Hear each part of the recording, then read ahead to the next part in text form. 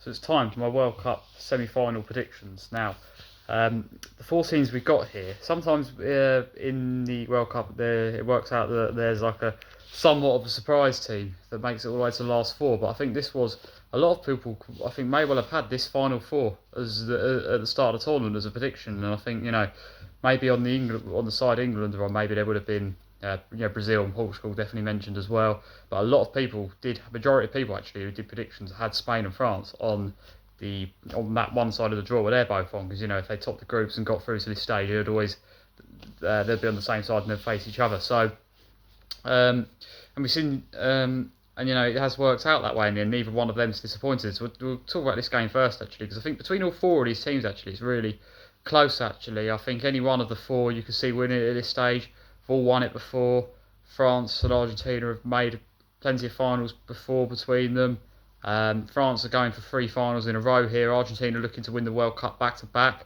England and Spain both looking to make our second finals and also get our second World Cup wins. And obviously, so I think it's really tight. I think it's really tight between all four teams. You can see any one of them winning it.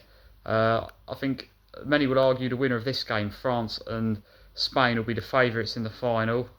And they're definitely the two best footballing sides. They play the best football, they move the ball the quickest, they were the best to watch. Both of these two, Spain, so hard to score against, only letting the 1 goal so far this tournament. But France, their defence at the start of the tournament, that was the one thing people said that maybe you could get at.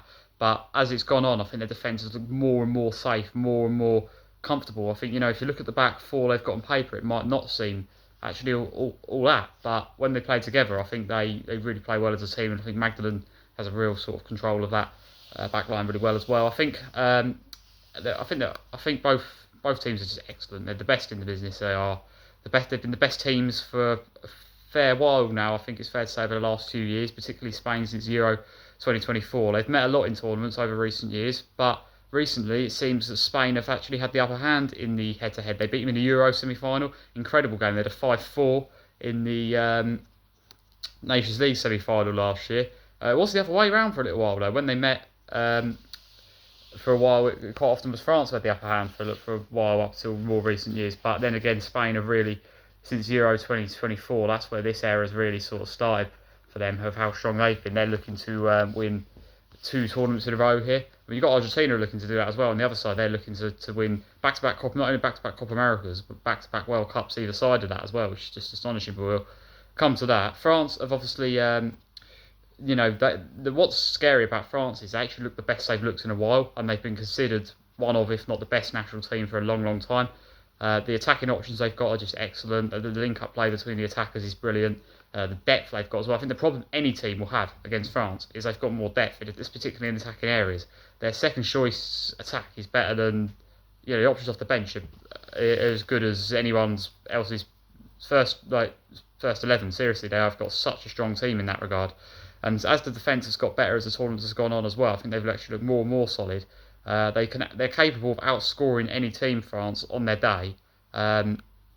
Maybe that's why they are slight favourite in this fixture. They're the favourite to win this matchup. And I think at the start of the tournament, maybe it would have been the other way around, and maybe my prediction I'm going to say would have been the other way around. But as the tournament goes on, this tournament of football, when you see everyone play, you do change your mind on things and how you think it might pan out. But the fact these two are meeting here is going to be incredible. It's going to be an incredible game. I think it's got the potential to be a really high scoring, entertaining game, like when they met before. It's got potential to go all the way, and I think we've not seen us. Neither of them have had extra time yet in this tournament, but both of them have definitely got the ability and the depth to be able to cope with that. And they have, if it was, you never know, this could go all the way to penalties. It could be that close when they meet on the day. Both teams have got. Spain, they've got that winning mentality as well. They've got the sort of pedigree. They've won something recently. The squad's got that confidence and that winning know-how. And they always seem to find a way, Spain, to wear teams out and be able to sort of, in games that would go to extra time, like the Belgian games or the Portugal game, just to be able to sort of snatch it in the last minute, really sort of play on, make the other teams make the errors. And I think Spain... at the start of the tournament, I might have. I did have them going all the way, and I still certainly think that's possible. They've not disappointed on this road to the semi-final. People aren't talking about them as much as France, and maybe that's the danger for France. But I do think there is something about the way France are playing with the confidence. It's almost making it look like it it could be their year, and they haven't even conceded a goal in the knockout stage yet either. And Spain, when they get going in front of goal, they can be just as ruthless as well, like against Austria. Um, Both of them, top groups convincingly. Both of them then very, very convincingly, particularly France, convincingly the better team in every game they've played. France, but both of them have looked just not put a foot wrong this whole tournament. It's going to be an incredible game. It's going to be a really, really close game. Just think France might have a bit extra, particularly with those attacking options we've spoken about. For that reason, I'm leaning towards France just 2-1, but on the day it really could go either way. But I'm going for France to make the final. So France in the final, will it be a repeat of 2022, which was probably the best World Cup final ever, or will we see England get through? Let's decide now. Now, the first semi-final, that's in Dallas, Spain, the France Spain, and then we are in Atlanta the following, same time, 8 p.m, the following day on the Wednesday.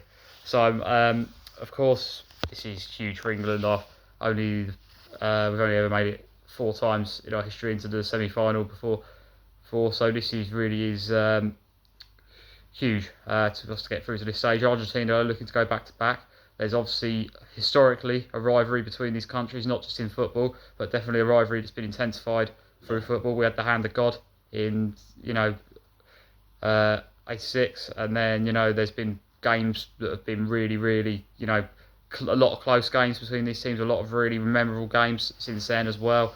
These two real rivals, and I think this, from the mutual point of view, the semi-finals could not have worked out any better. The fact you've got the teams like France and Spain, the two real footballing sides facing each other, and the two really hard-working, really scrappy teams that don't give up and take the games to the distance, like through the extra time, like Argentina and England. And I think there's a lot of similarities actually between the two teams. Very evenly matched, I feel. Certainly both very, very good teams in their own right. Argentina, as the tournament's gone on, have become more and more scrappy, and maybe there's been a lot of controversy, and I hope we don't see this in this game. There's been a lot of decisions, just to say, that have gone their way, particularly in that Switzerland game, that is controversial. This has been the biggest of tests so far, though, for both teams by far. It's going to be a very, very exciting game. It's got the potential to really kick off and be a real classic and real sort of lively encounter. I'm really looking forward to it, and I actually think this one could well go all the way.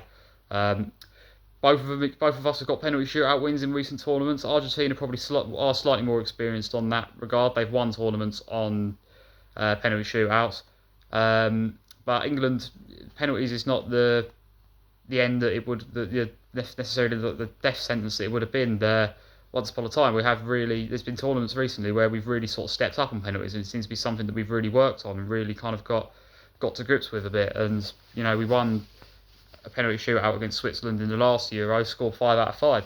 So we could, definitely, if it does go to penalties, it definitely could be really close, I feel. And I've got a feeling it might. I just think both teams could well be due a penalty shootout. And I think this tournament's, there was a few early on as well. I think it could be the time we see one in one of the big hitters. And of course, possible finals, because we could see a Spain and Argentina, but we could see a repeat of Euro 2024. It could be Spain and England, but it also could be a repeat of the previous final of the World Cup, or we could see a France-England. So whatever happens, it's going to be an absolute classic.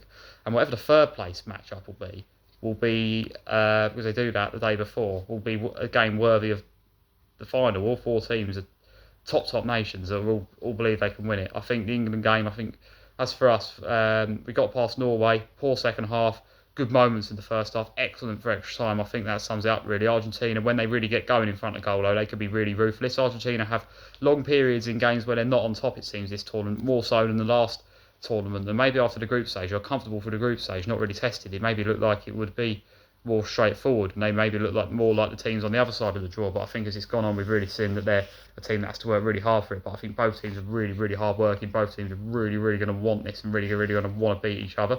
Now, something that goes against England historically, but I definitely think we shouldn't read too much into, is the fact that a team has never won the World Cup with a foreign manager. They've never won the World Cup with a manager that's not from their nation. And obviously, the only chance that can happen this time is if England win it under Thomas Tuchel. But but like I said before, we got the right man for the job. So I think you'd rather have that. I don't think there's no one I'd rather have in the job. So I think we need to look at it that way really. But Like I say, it's going to be a really, really tough game, and it honestly could go either way. England, Argentina, either one of them's capable of making it to the final. Either one of them's capable of beating each other on the day. And I think if you from, a lot of people, whatever nation you're from, you're probably back them.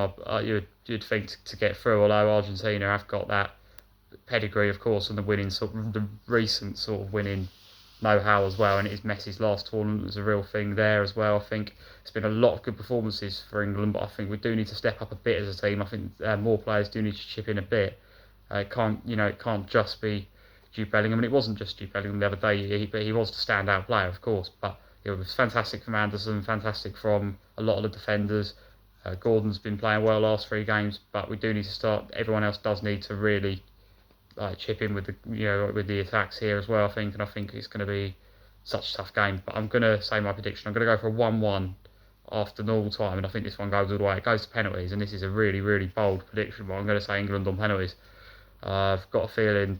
I don't know. That's just how I think it's going to go. I think it's going to go all the way, and I really think then it's just a flip of a coin who goes through. I really think this one is so tight. I think it's um, the favourite to make through has actually sort of changed as well, with the actual favourite sort of swapped around a few times on the build-up. So it really is. I think everyone will say this is such a hard game to call, but I believe England can do it. So that's what I'm going for my prediction. But it's going to be a really, really hard game. But France-England final, I'm saying at this point, but it really could go either way. It's going to be so close. I'm really looking forward to these semi-finals. I think we're going to get some incredible games here to finish what's been a fantastic World Cup. And I'm looking forward to it.